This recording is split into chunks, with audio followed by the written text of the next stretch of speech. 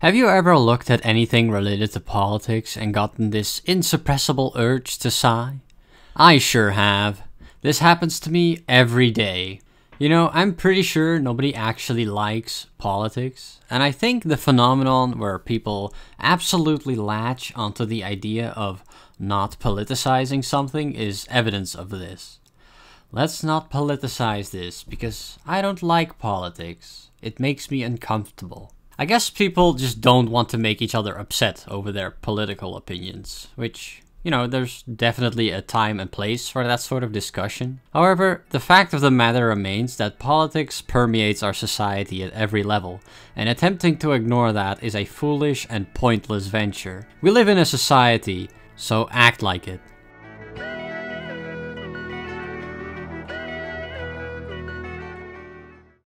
There's something especially odious about the phrase, "let's not politicize this," when it's uttered by politicians or political commentators. Almost everything in our society is political. And especially when you hear politicians of all people say this phrase, there's probably something very political going on.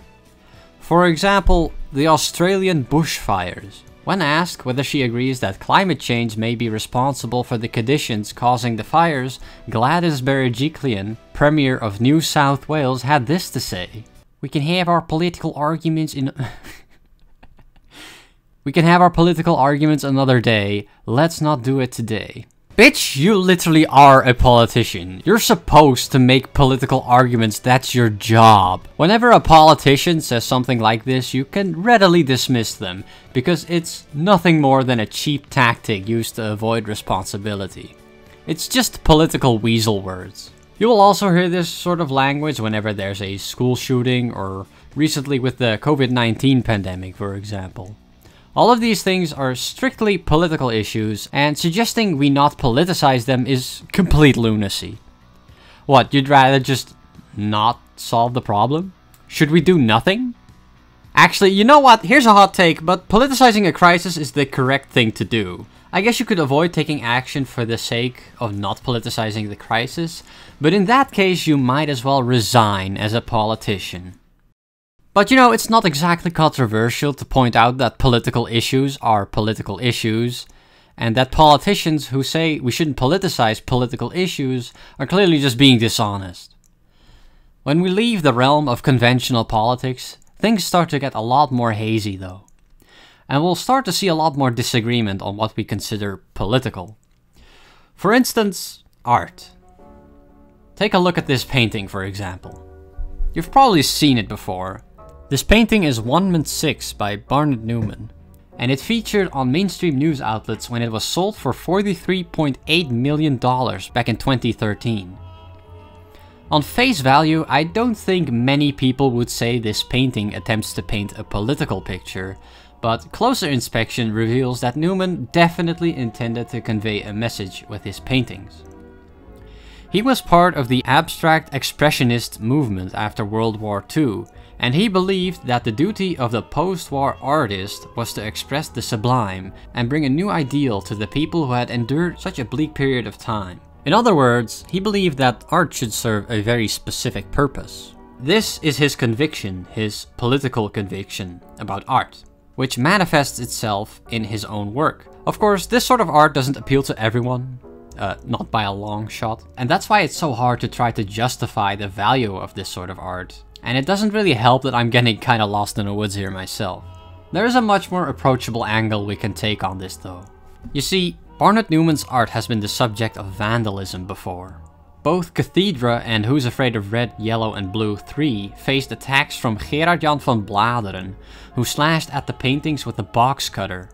Van Bladeren stated that he slashed the paintings because he hates abstract art. He considers himself an artist as well, one who apparently tears his own artwork for effect, and he says that his slashes had added something to this painting, which is an interesting take. He's not even wrong if you think about it. The slashes are a pretty clear representation of his dissatisfaction with the painting, and serve as a criticism of what art should be like, and what purpose it should serve. In this sense, Van Bladeren had turned the painting into his own work of art. Don't get it twisted, the discussion of what purpose art ought to serve how we interpret it, and what we even consider art in the first place is very much political in nature. Art is a reflection of our society, because the way artists create their art is informed by their worldview. After all, you can't exactly create art out of nothing. There's a specific video here on YouTube that really cemented this idea for me by In Praise of Shadows, which I will link in the description. The video is about the artist Zdzisław Beksiński. Beksiński claimed that his art didn't necessarily have any meaning at all, and that he didn't really care how it should be interpreted. He didn't even title his paintings because of this. A closer look at his collection, though, suggests that his art is very deeply influenced by his experiences, specifically the war. Even if the artist doesn't intend to imbue his work with any meaning whatsoever, it's inevitable that the viewer can take away some message from it, which will support some political narrative. Okay, that was pretty boring, so let's talk about video games. Yeah, video games. The phrase, "let's not politicize this," rears its head here too. Since we're not talking about career politicians in this context, just gamers, I think the sentiment is a bit more understandable, but it's no less insidious. You often hear it when a game features a female lead, or black or trans characters, as well as other minorities. There's this meme that some people only know of two sexes, male and political. They only know of two sexualities, straight and political. There's only two races, white and political. You get the point.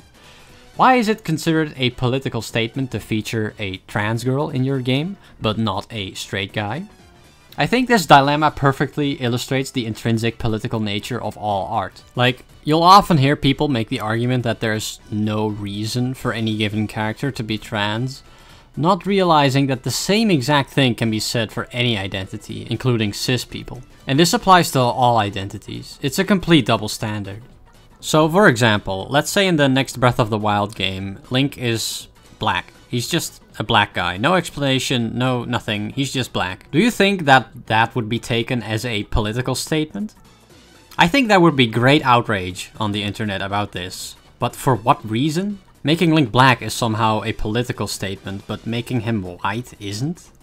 Both of these things are political. It's just more noticeable when the politics is controversial. This video by Jacob Geller showcases this point brilliantly too. It clearly explains the political implications of Call of Duty Modern Warfare. The narrative it presents completely conforms to the norm of political discourse when we talk about war. It's within the acceptable range, it's uncontroversial, not political. However, don't fall into the pitfall of thinking that the status quo is somehow not political. If anything, it's just as political as challenging the status quo. Yes, choosing to represent minority groups in a video game is political, but so is choosing to represent people who aren't a minority. Of course, you can play video games and never think about the political implications they represent, but they do their part in spreading a certain narrative in the public discourse. And this has the potential of being very damaging. It's true that our worldview shapes our art, but the reverse applies too. When some people suggest we shouldn't politicize video games, what they're doing is removing supposedly controversial subjects from the acceptable range of public discourse, which of course has negative implications for the existence of trans people and other minorities, and of course is a very political thing to do. I envision a world where neither of those things are considered political because it's already part of the status quo. Of course, that wouldn't make it not political. But when people consider something not political, it's often a sign they already agree with it, which is probably a good thing when it comes to acceptance of minority groups. When I say everything is political, of course I don't mean literally everything. But when it comes to our society, politics is inextricably linked to it at every level. Attempting to avoid politics is a fruitless venture. The best you can really do is try to ignore it. I wouldn't recommend this though. You might feel a little bit happier on a superficial level, but trying to distance yourself from the politics that govern you only lends more power to it. The only way to successfully distance yourself from politics is to go live on your own in the woods somewhere, but I don't think many people are so committed to their disdain of politics to actually go do that. For all the annoying things we have to deal with, living in a society does have its upsides. Besides, you might end up having to deal with people chopping or burning down your trees, destroying your habitat, which would once again be a political issue. Hey, thanks for watching my video. This video marks the beginning of a new direction I want to take my channel in. If you're along for the ride, that's awesome and I love you. If you aren't interested, I still love you, but please unsubscribe. Anyway, the reason I'm doing this end bit here is because I'm very desperate for attention, so make sure to leave a comment, drop a like if you'd like, make sure to follow me on Twitter too, and join my Discord server. I'm not exactly sure what I'm going to do with this channel specifically. There's still a ton of different ideas I've been entertaining, but I'm sure my channel will develop an identity as we go. Who knows? It's pretty exciting. For me at least. Anyway, see you later.